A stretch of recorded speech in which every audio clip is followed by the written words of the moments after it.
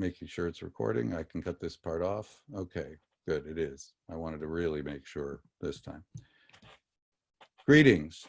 This is Kai Hagen, Frederick County Council Member at Large, here today to speak with our State Comptroller, Peter Franchot. I have been honored to call Peter a friend for quite some time.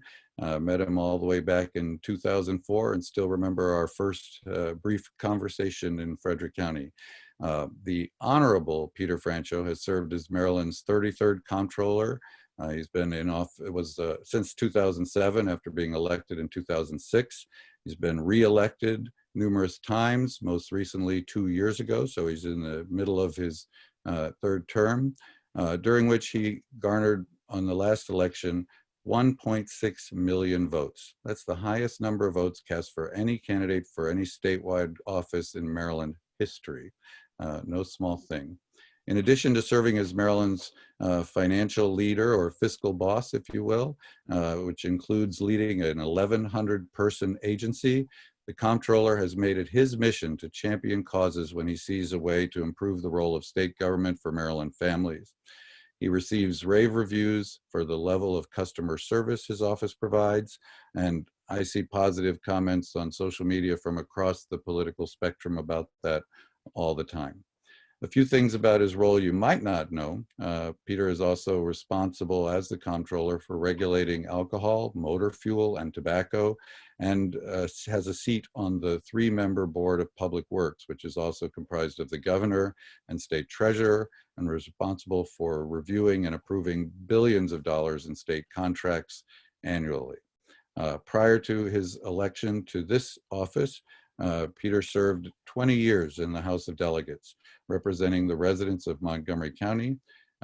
He served on the House Appropriations Committee, chaired its Transportation and Environment Subcommittee, and a lot more. That is a relatively brief listing of some of his roles, responsibilities, and accomplishments. But anyway, I wanted to say thank you very much, Peter, for joining us today. For those of you who don't know, we had to start over because we were recording for a while and not recording, we thought. So this is our second time through this part of it. I didn't have to admit that, but anyway, thank you very much for being willing to do that. And now this part a second time.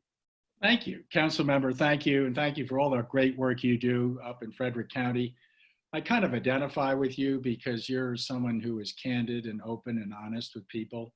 And you get a support from a broad, diverse group. And I'm a little bit like that in state politics. I'm a Democrat, but I'm not a robot. And I believe in, the values of my party, but I also respect other people who may be in different parties and have different views. And the thing that unites me with Maryland voters, you mentioned the historic large number of votes that I got. I think what motivates that is the fact that I'm into customer service, as you say. And so my 1,100 employees, the only fireable offense other than fraud, because we're tax collectors, is not treating the public correctly. And I tell them we have to do not violate what I call the 3 R's. Respect all the taxpayers, respond to all the taxpayers, get results for the taxpayers. And it doesn't matter if a taxpayer is Republican or Democratic or liberal or conservative, they're all Marylanders. And so we processed, even with the pandemic, over 3 million tax returns seamlessly. Unbelievable achievement. We sent out 2.5 million refunds that totaled $2.5 billion in March and April of this year. It's just, hats off to my employees. But I think it's that thin thread of competence and yes, we get the job done that allows me to be a popular comptroller. I personally, as far as the state of Maryland, have a huge connection to Frederick because I live in Montgomery County. We live close to each other.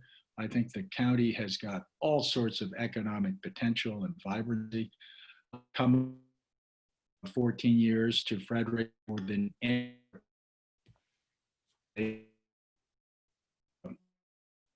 I regulate the alcohol industry, and I always tell my staff we need to do site visits. That's a joke, okay? Because you have such wonderful breweries in Frederick, and you have wonderful distilleries, and then you have Big Cork and Westminster Winery just over in, I guess they're in Frederick, but they're on the Frederick Carroll line. Anyway, you have a tremendous Maryland craft alcohol sector up there that I, as the chief alcohol regulator, spend a lot of time promoting, because I think when we come out of this pandemic and the economic damage that's been done, Maryland craft alcohol industry will be a 2, 3, maybe even $4 billion economic activity. Long-winded way of saying I've worked with you, with Jan Gardner, with other people. Galen Claggett I served with in the legislature. Senator Young has been a big advocate of the brewing sector. Karen Young.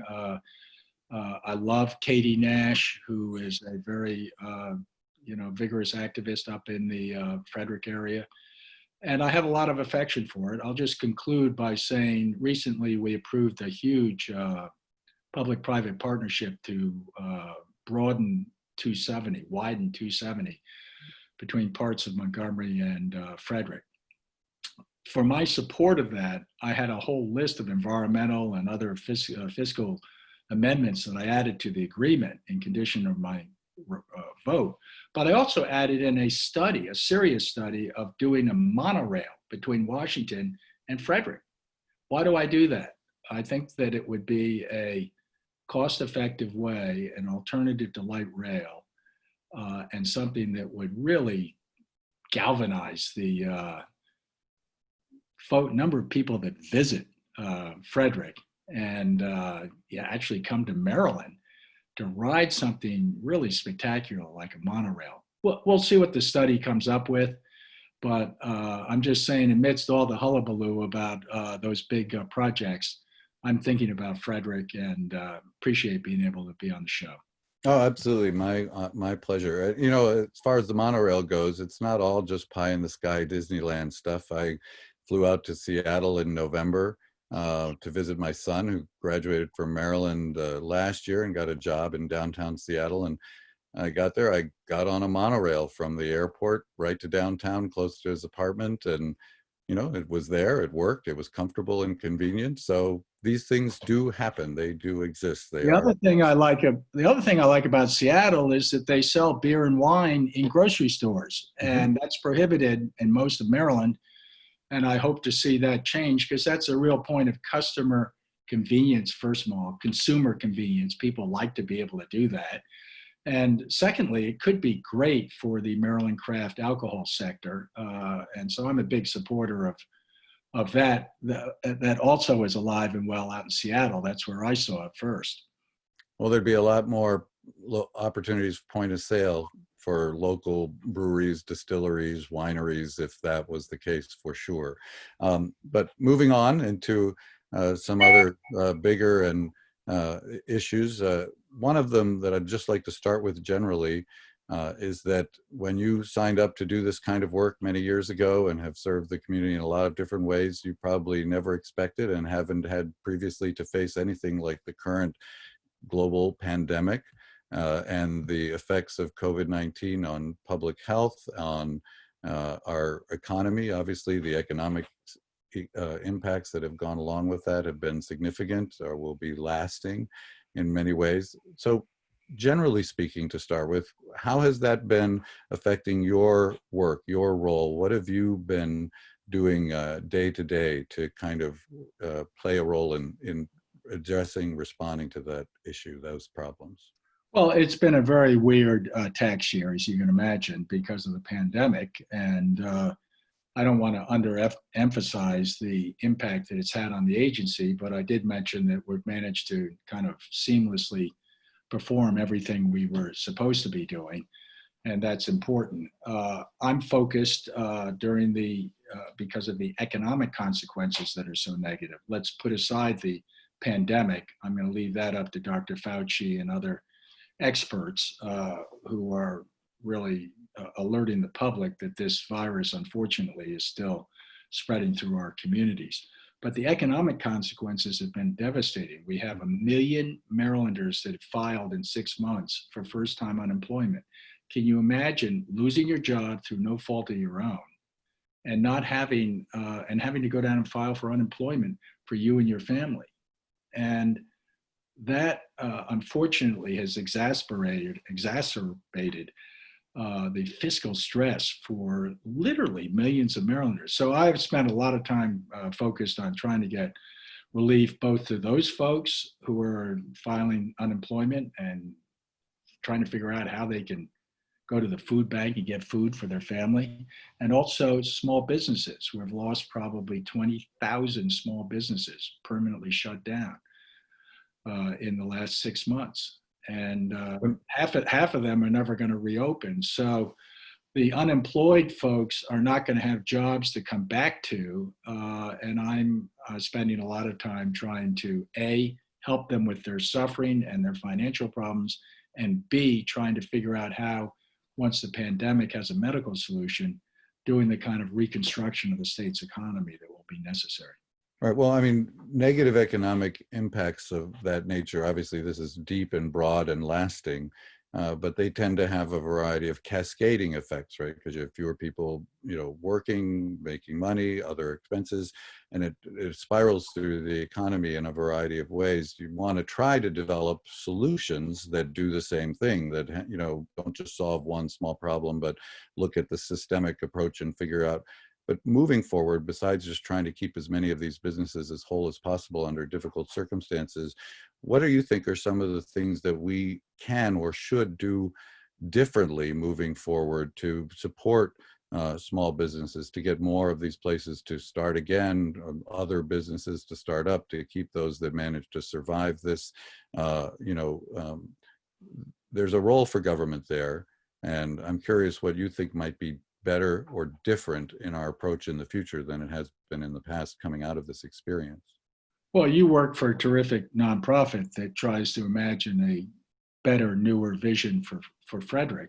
Mm-hmm. That's what I'm going to do for the state of Maryland. I'm going to try to imagine a new, stronger, more economically vibrant Maryland. What's that going to be? It's going to be a Maryland that respects small businesses, not just rhetorically, but actually in action. We're going to get stimulus money to small businesses. Right now, as you know, a lot of that federal and state relief is not available to them. Secondly, we're going to stop taking money out of people's pockets for the immediate future because they need that money. I gave everybody in the state a forbearance for 90 days on paying their taxes. That's important. They kept their money in their pockets when they needed it. Now they have to pay their taxes. If they cannot pay the taxes, we're very lenient as far as payment plans.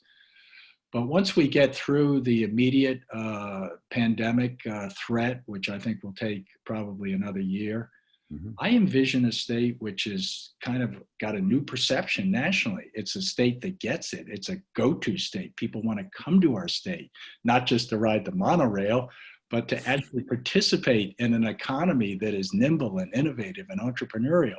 What do I mean by that? I mean taking transportation, healthcare, education, public safety, turning those programs inside out and examining them as to how the public dollars get or don't get results. And that's a pretty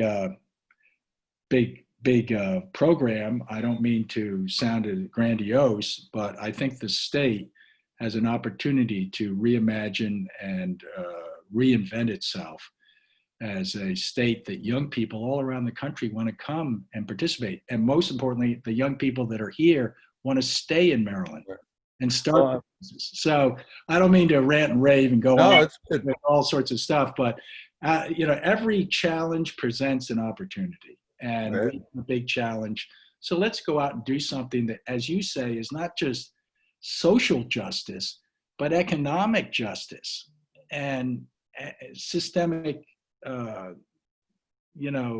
things on the social issues, which I totally support, against discrimination. But also, how about fixing some of the discrimination that's evident, as you so eloquently state all the time, every time I meet you? What about the people that don't have any money? And there are a lot of them in Maryland. Maybe we can reinvent the state's economy so that there is more economic justice. And I'm very interested in that and would love to partner with you down the road. Well, economic justice and social justice and racial equity are all interwoven, clearly. There's no doubt about that. And I would say environmental justice is, in the same boat. But Hey, a can I thank you for a minute for everything you've done in your career for environmental issues? I noticed in your bio that you worked in some other states on environmental programs. I started out after college. I had to spend a couple of years in the Army because I got drafted, but my first job was with a group called Vermont Tomorrow, which was a membership environmental group in Vermont. I couldn't believe how lucky I was. They were, I didn't realize that paying me $50 a week was the reason they picked me as the executive director. But it gave me an opportunity to work with them and other public interest groups for 5 or 6 years back in my early career. And it gave me a sense of what you can accomplish from responsible activism. And I noticed that was in your background, and I ended up working for the Union of Concerned Scientists down here in Washington, which is how I got here after law school. And they're still in existence. And Yeah. thank God for these advocacy groups. Otherwise, the whole place would go to hell in a handbasket. Well, that's an organization I have a lot of respect for and I've supported over the years. And it's a scientific approach to complicated systemic problems. And it's the way that you want to address some of these issues. And certainly where you have a lot of environmental issues to be concerned about in Can I tell you Maryland. one funny story, Kai? Sure, 'Cause, absolutely. okay, so I was newly minted lawyer, so to speak. Went to Northeastern Law School, and I got employed right after that by the Union of Concerned Scientists in Washington to come down and be an assistant lobbyist for them on nuclear power, which was their big issue. Well, I showed up, and my immediate boss had been hired away by a senator. So when I showed up, I was given the full portfolio of communicating with Congress and some members of the press. 3 weeks into my initial tenure, 3 Mile Island happened. Mm. And they came in, they said, you got to go up, and Bob Schieffer from CBS wants to interview you live on the CBS News. I was like, are you kidding me? I'm just like a brand new lawyer. I'm not even a scientist. They said, that's okay. Just go up there and give a couple of facts and you'll be fine. And it was a pretty heady introduction to the Washington world when I went up and commented upon the obviously safety issues involved with 3 Mile Island, which was a real crisis back then. Anyway, I don't mean to go on about that, but that led to my career up on Capitol Hill working for then Congressman Ed Markey, who's now a senator in Massachusetts. I have a lot of respect for him. He's in an interesting re-election campaign right now, but I actually had the opportunity to meet him 2 or 3 times when I worked in some campaigns up in Boston in 1984. And he was an environmental leader and a leader on a variety of social issues even then. Yeah, I was his staff director then. And, we had he's a terrific guy, and I'm heavily supporting him in his race for re-election. But that led to the Maryland legislature, and our paths kind of went separately. But I'm just bringing that up because your experience with environmental organizations and mine, it gives us a window into how much we can change things if we're not cynical and indifferent to the process. So thank you for your career, and I see bits and pieces of my career when I read about your bio. Well, thank you for that. And we'll have to talk some more about that some other time. But as you mentioned briefly when you used the word challenge, but every crisis is a crisis is a crisis. And we wouldn't have wished this on ourselves or anyone else. But it is also true, as you point out, that every crisis is an opportunity. That if you don't take advantage of the experience to learn from it and to move forward differently, because you hear people talk about what's it going to take to get back to normal, right? And normal is better than what we're experiencing in this direct and immediate sense, but it's going to be also a real opportunity, as you pointed out, to do something more innovative, to make Maryland a leader, to look at the economic system and framework that we have to do more and better. So, I hope that we have people in positions who are thinking in innovative and creative terms about what this crisis/opportunity is going to mean moving forward. I did want to make sure we had time, and so I want to talk about it because one of the aspects of the crisis and one of the potential impacts right now moving forward is in our very short-term future, and that is that we are in the middle of a major election. I know that you have been outspoken about some of the ways in which we have approached the primary process, the balloting and mailing issues, and people in Maryland have been increasingly asking questions about how it's going to work, and some of those issues haven't entirely been resolved. In Frederick County, we don't even know what all the polling places are going to be yet and things like that. What can you say to allay and alleviate any concerns or identify specific issues or make any recommendations about what individuals or communities can do to make this election, which is also important, run as smoothly as possible and have the kind of turnout that we all hope we would always have? Yeah, well, I'm enjoying the Democratic Convention because I'm watching it at home, my bare feet and my dungarees on. And as a delegate, I'm enjoying seeing the Democratic Party have people, ordinary people, speak. I mean, there was a activist who had, some serious illness who was dying, and he said, "Look, I'm going to die because we don't have health care in this country." Then we had an immigrant family come on and say, they're taking mothers, and it was a daughter who's a U.S. citizen saying they took my mother and they sent her to Mexico. That was heart-wrenching. Yeah. Yeah. So, And her father had served in the Marines. he was a Marine. Yeah. We were scared of the Marines. I was in the Army, but I mean, it's just incomprehensible, the callousness and the cruelty that we see out there right now. It's not permanent. We're going to deal with it in this election. And people say, well, what can I do? Given that it's a pandemic, so it's hard to get out and demonstrate, even though we've had all these demonstrations that I support around the country for the police brutality issue. But the issue is, what can people do? I'll tell you what people can do. Everybody needs to vote. And you figure out, you can go to voterinfo.org or something. There are lots of websites. But you need to call your local Board of Elections. I noticed Frederick hadn't filed with the state what its plans were. That may be because everything is in such flux right now. But the key thing is to vote, and everybody needs to vote. We can't be like cynical about this. Everybody needs to get out and vote, and that's going to be hard. I personally I've requested an absentee ballot just because I want to see whether it works or not. Maybe something will arrive, maybe it won't.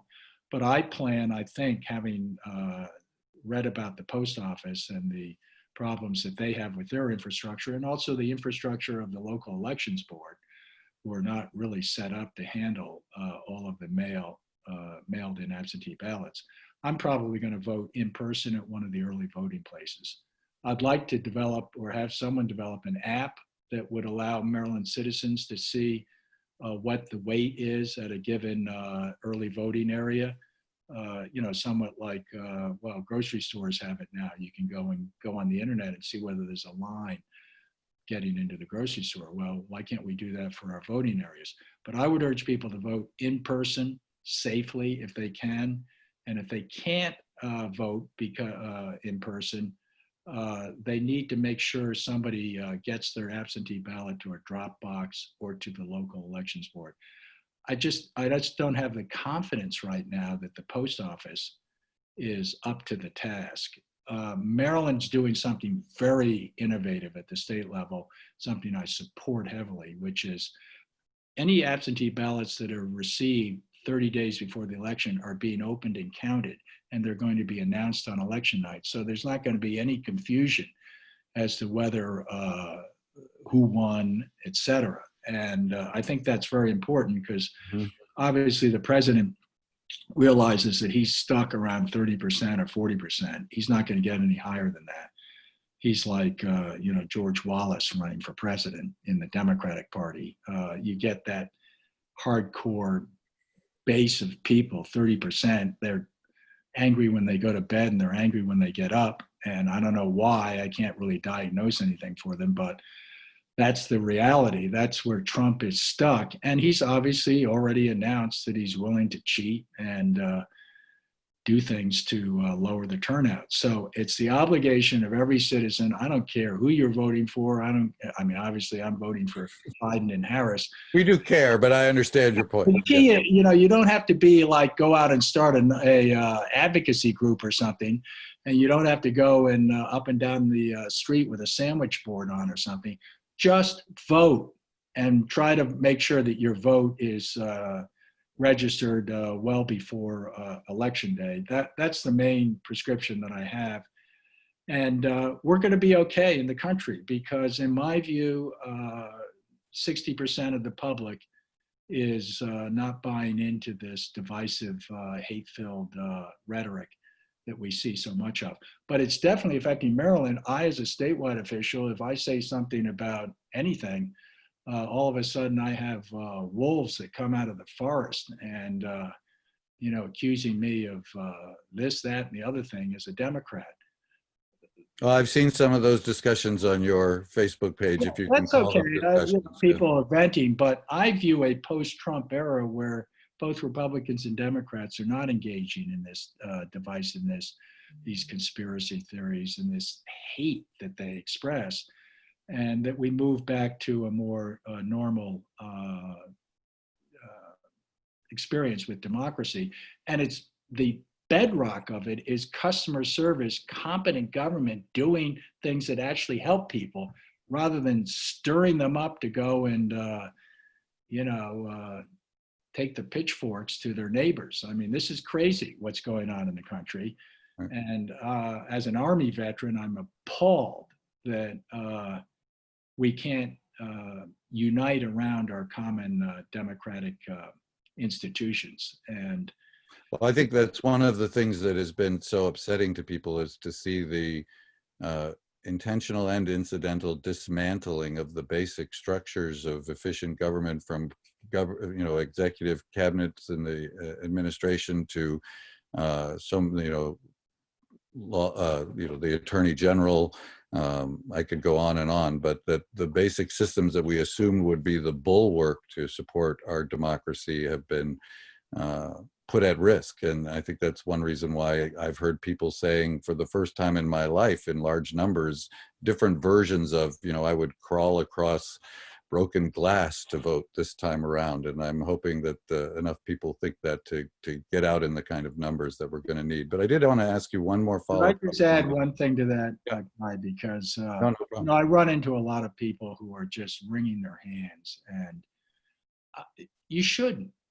We should be optimistic that we're going to A, win the election, and B, we're going to get back to where we are accustomed to as far as our prosperity and our decency as a country. I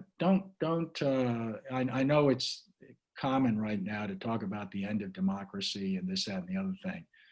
We're all Americans. I get votes from a lot of people that are all over the place politically. And Absolutely. with the right, I couldn't agree with you more, the right kind of local, municipal, county, state government, and federal government, we all live together and we have a great country. And I'm extremely confident that whatever happens, we're going to be able to work our way through this particular point in our history. But thank you for expressing that.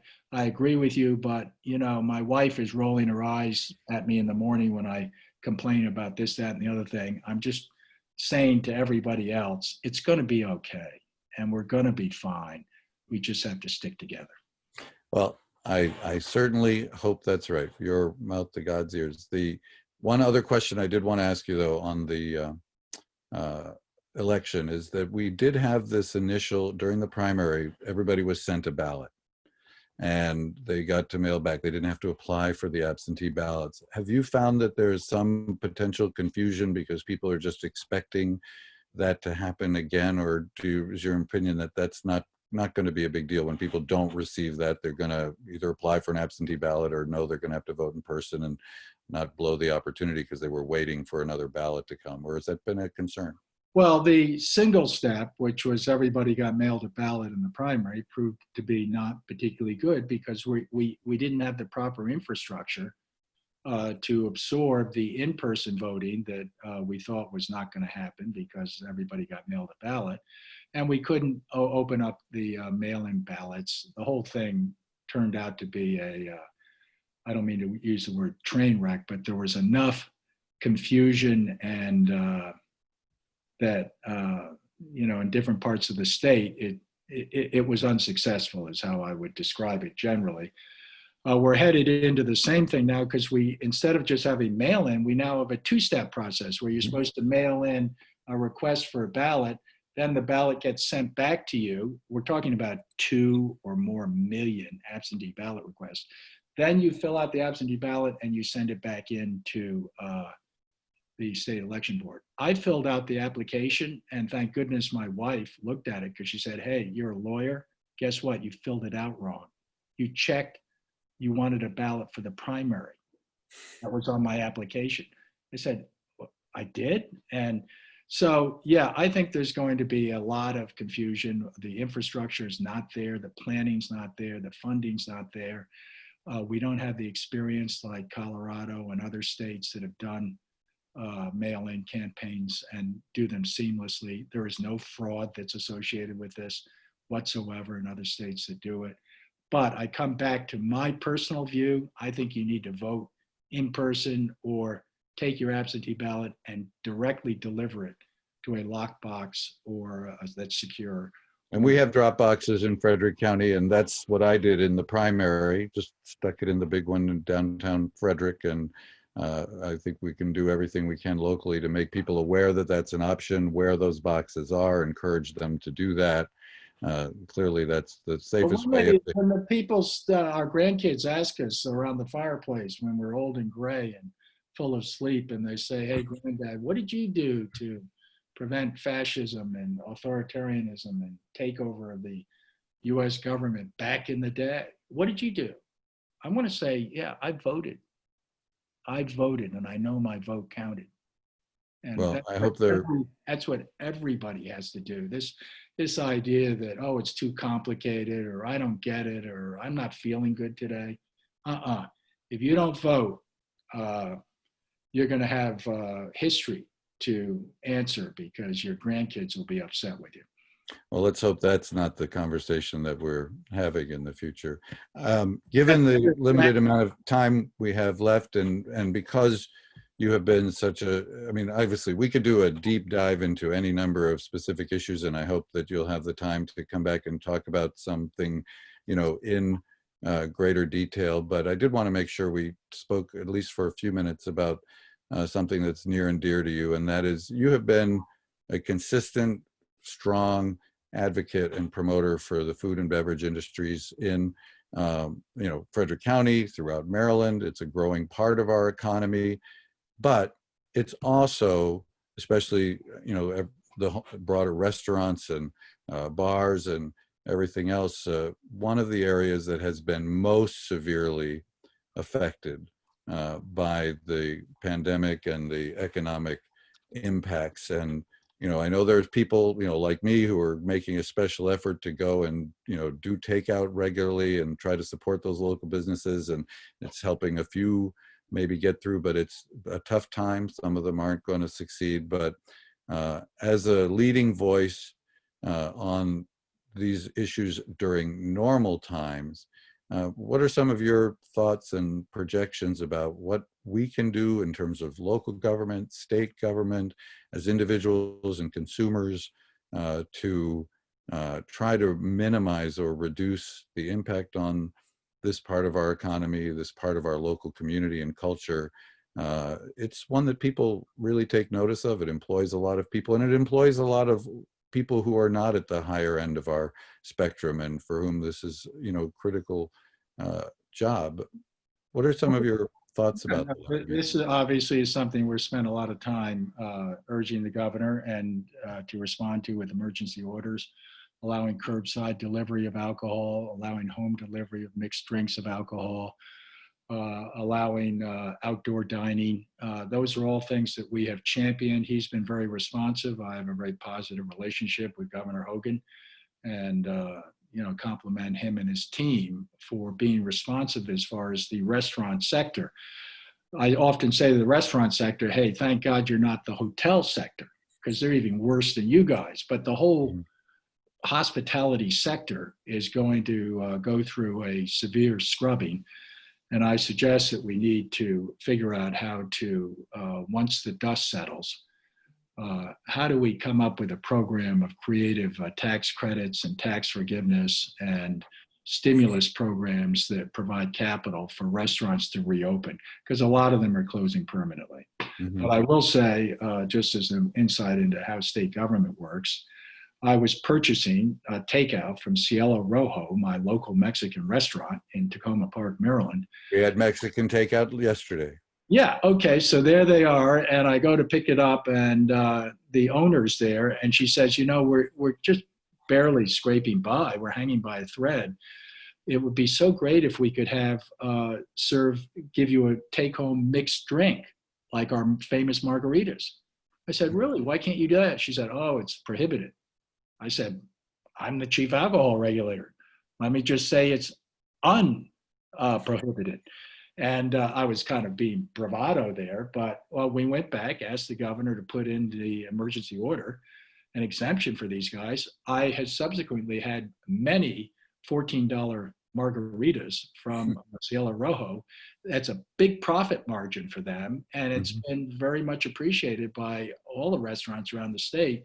It's a small way of saying there's somebody who tugged at somebody's sleeve and they had an immediate improvement. But long term, we're going to have a lot of reconstruction. We're going to have to do a lot of Franklin Delano Roosevelt type experimentation with innovative pilot programs in all of the sectors. I mean, who's going back to education like it was? Who's going back? Who's getting on transit these days? Right. How are we going to do that? And then, we're spending all this time on highway construction. Oh, does that make sense? And then healthcare. What happened to healthcare? I thought we had the greatest system in the world. The million For some people. The million unemployed Marylanders, most of them lost their health insurance from their employment. So we're going to kind of turn everything inside out, reinvent things, but do it in a way which is affordable, where you can measure results. We're not going to spend billions of dollars on things unless they're proven to benefit all of the people. And that's a promise from me going out from here. And I'd love to come back on your show and talk about some of the specifics.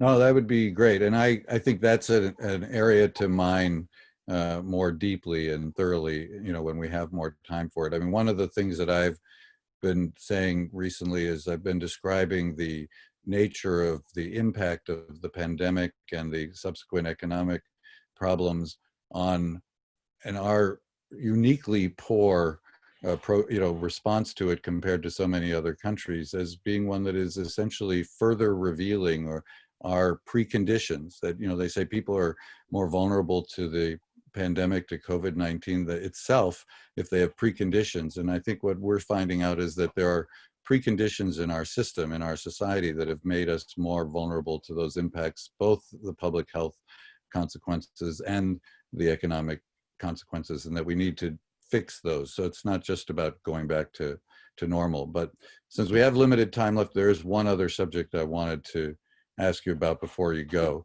and that is we're a little more than 2 months out from a major presidential election. People are rightly and duly focused on that. But 2 years after that, we have a gubernatorial race. After 2 terms, Hagen is term limited. It's an open seat. It's an open race. Not that that would stop Democrats from running against him anyway, of course. But you are the only candidate so far that I'm aware of who has already announced, maybe not formally filed or anything, but made it clear that you are running for governor of Maryland. And I didn't want to end the show without giving you an opportunity, without any too leading questions, to talk about that for a few minutes. It may seem 2 years out, but 2 years plus, but the Democratic primary in 2022 is already less than 2 years away. You're trying to run a statewide campaign when there's a million other things that are going to go on. I'm sure you're already working and planning at that, but so I wanted just to ask you about your campaign, anything you want to share about the election, anything at all, leave it a kind of open-ended there. Well, I'm the top vote getter, as you said, in history for a state election. And I'm proud of the fact that I get a lot of support. I'm not term limited, so I could be comptroller for however long I survive, I guess. I'm not going to. I'm going to give that up and let someone else take the job. I've basically been comptroller, will have been by 16 years. I'm going to run for governor. I'm going to win because I'm going to be advertising myself as a governor for all of the people. And I think that's what we need in the kind of either post-Trump or whatever happens in the national election. And I'll tell you, as governor, the first thing I'll do is fix every pothole in the state. Second thing I'll do is pick up the trash along the highways. Third thing I'll do is have every state agency answer the phone within 40 seconds, like my agency does, with a live, friendly, professional state employee who can respond, respect, and get results for you. Why is that important? If you do the little things like that, then you can do the big things of reinventing the education curriculum, reinventing how we fund transportation, reinventing and reimagining healthcare so we actually get something for all the money we spend, which is better health for our citizens. So those are big, bold ideas, but you got to do the little things first in order to gain the confidence of folks that you're not just a BS artist. And I think people have a certain connection with me, and I'm looking forward to the campaign. And I'm all in. And all I can say is I've been to every nook and cranny of the state. I've made 8,000 visits over the last 13 years to small businesses and given them proclamations and asked them how they're doing. And, I'm all into this customer service approach, and it is non-ideological. I don't care who you are or what you think about that person or this person. I'm here to be of service. So that's why I identify with you, Kai, and why I'm particularly thankful that Katie and others are going to help me with that effort because, Katie Nash and others, this is, it's not that I'm anything special. It's that I'm in politics for the right reason. I'm independent, both from the opposite party, but my own party. I call them as I see them. I think people are going to like that. We'll see. Happy to live with whatever the results are. But if people want to go to franchot.com and, indicate they like what I say, I'd be grateful.